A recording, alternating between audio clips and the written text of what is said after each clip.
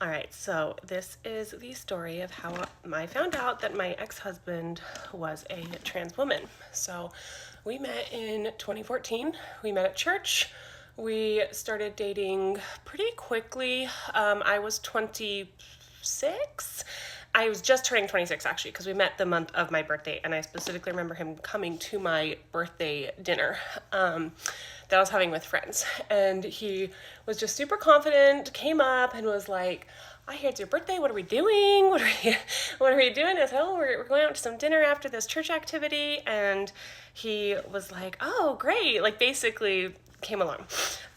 We hung out a few times. I specifically remember after our first kiss calling my sister and being like, oh my gosh, like that was such a good kiss. That was like, this is it. So I was very picky in dating, never really one to go out on a ton of dates, or I'd go on one date, rarely do a second date. If I wasn't feeling it, I know pretty quickly. So for me, it's a big deal to have someone that I was into that quickly.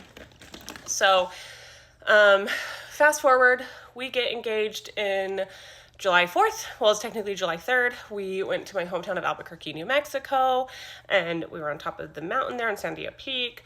I remember he was like acting all, I don't know, romantic, and I was like, what are you doing? Because it wasn't really us. He was like, look at the fireworks over the whole valley. This is so cool. He proposes. We had a very quick engagement and got married September 26th of 2015. So we were living in San Antonio, Texas at the time. I had just finished up residency. I was working at the VA as a pharmacist doing internal medicine and infectious diseases. I got an honest question. What do y'all be thinking when y'all get married so early? I never understood what people think. 'Cause this, for me, I need to know you for at least 10 years, 5 years in a fucking relationship. Like, people that throw marriage around so easily scares me. You have to really study someone. And you telling me to be your husband for the rest of your life, you don't even fucking know me. You don't even know how I act when I whatever. Let's just keep going. Stressing me out. And he was working for this company doing car auditing and still going to school to get his degree in business finance, and then doing reserve work like once a month, go do work for the reserves. Well, I started noticing that he wasn't really happy doing that, and it was really affecting his health and mental health. So he quit that job to focus on being a full-time student, because I'm like, I have a great job. Why don't you focus, if you go to school full-time for 2 years, then we can get past this stage and all this. But that wasn't going super well either. And so at some point I said, when I see you happiest is when you are doing work with the Marines. So maybe we need to consider you going active duty. So that's what ended up happening. So he went active duty, and in 2017, we got stationed out in Camp Pendleton, California.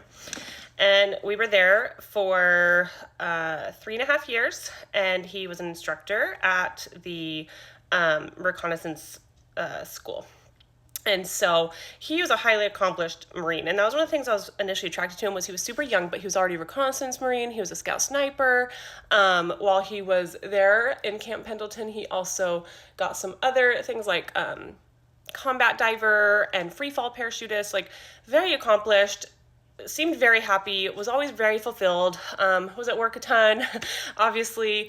I kept working as a pharmacist during that time, but we lived on base, fully experienced this Marine lifestyle. And, he was a very typical Marine. He would go out, he'd come back from any time he was away with the guys, and kind of be making jokes that I'm like, oh, not around the wife, like a little misogynistic. He was like full Trump supporter, full everything. And I actually feel like I was the one that sometimes would be like, oh, like, what do you think? Sometimes I'd bring up things about, like at the time there was the thing about the trans swimmer and all of that. And I would just ask, like, what do you think about this? And I was a little bit more moderate leaning, and he just would avoid the topics, but I didn't really think much of it. So we get stationed out in Alabama, and he's again working for a reconnaissance reserve unit. He's like active reservist, so he's supporting that. He's doing the dive shop. It was very stressful. Not home very much. We did have two kids at this point. So we had a child in Camp Pendleton in 2019. We moved to Alabama when I was pregnant with our second. They are 19 months apart. We had her in April of 2021. So I had taken some time off from work to stay home with the kids. It was COVID. It was just a lot going on. So I was home, and I kind of started getting the feeling like when my daughter was around a year old, I started looking for some part-time work. So I went and started working 3 days a week at a home infusion pharmacy. And so I'd work Monday through Wednesday and then have 4 days off. And I thought it was great. But the first couple weeks of that job, we were still getting childcare set up because it was like end of April. And so we had someone that was going to come watch our kids for us and kind of be a summer nanny, but we didn't have anyone during that time. So he was like, oh, I'll take work off for those couple weeks, those 3 days, those 2 weeks, and stay with the kids. I'm like, that's fantastic. So I believe it was the second week. I come home one day from work and I'm like, hey, how'd it go? And he's like, oh, it went great. All these things. And I said, oh, what'd you do during the kids' nap time? Because at the time we were really lucky to have kids that napped at the same time and we're great nappers. Well, our son's always been a great napper. Our daughter, not so much, but if you got them down, he said he got them down at the same time. So I asked what he did during nap time, and he looks at me and he shows me, he says, well, I kind of had a little like personal care time and I just wanted to feel a little sexy. And he shows me that he had painted his toenails like a hot pink, and then shows me that he was wearing my sports bra and my underwear. Hold on. He trying to be too fucking sexy. What you talking about, Justin Timberlake? You trying to bring sexy all the way back, my man? Nah, this ain't right, man. This ain't right. This ain't. Let's go. That's why you don't marry people that fast. You get it, people? And it was just, it was so different than anything that had ever happened. And I was not kind in my reaction. I was freaked out. I basically said, what is going on? Like, what the hell? This isn't you. Go pack your stuff and you need to figure out what's going on. It was not a kind response at all. And I know a lot of people, he posted on Reddit about this. I found the account, and they're saying, oh, Ren, she's so unsupportive, she's so awful, and all these things. And I agree, it was not like a supportive response. It was just so out of left field and so unexpected and not anything that we had ever even broached or talked about. And it just did not fit anything I knew about this person at all. And so, I went in my room and I started crying because I just knew everything is changing. Like, this is not, it's just different. Everything is changing. So I go in my room and I'm crying, and eventually, I don't know the timeline exactly, because honestly this whole time period after this does kind of become a blur. And I said, you don't need to move out, you don't need to pack your stuff up, I'm sorry, like, let's figure out what's going on. So he finds a therapist, starts going to therapy. And I had a family reunion planned at the end of March. So we were flying from Alabama to Las Vegas, and we had a family reunion up in St. George. And on that drive, we fly into Vegas, and on that drive up to my family reunion was when he officially said the words, I am a trans woman. And so we show up to my family. All this is going on in the background. We have a 1 and a 2-year-old. I'm still nursing my daughter. But we had actually done a lot of work in our relationship, and we're actually in such a good place. Like, we'd had some communication problems early on, and I specifically remember my older sister talking to me, being like, I am just so proud of you. You guys are just communicating so well. You guys have really done work. I can see it. Like, you guys are just in such a good place. And I remember being like, oh my gosh, you have no idea what's actually going on. And it was so hard, but we were able to hide it and, work through. But there were some things that happened on that trip that, again, I said very mean things. I started my first postpartum period while we were in St. George, which was not fun. And I remember just saying very mean things to Justin, like him crying and basically saying, like, that's what I want, and I want to experience that, and me being like, you have no idea what it's going to ever be like to truly be a woman. And I was just very rude about that.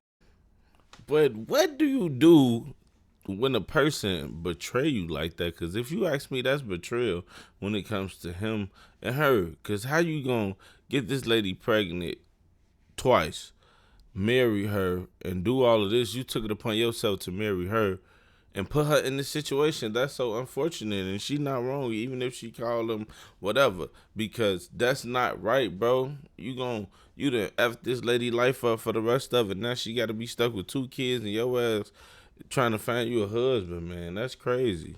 I was also very emotional going through a lot. So I will own up that I was not the kindest person. I didn't say the kindest things. I wasn't initially. I was very like, this isn't real. This isn't happening. So that's how I found out everything.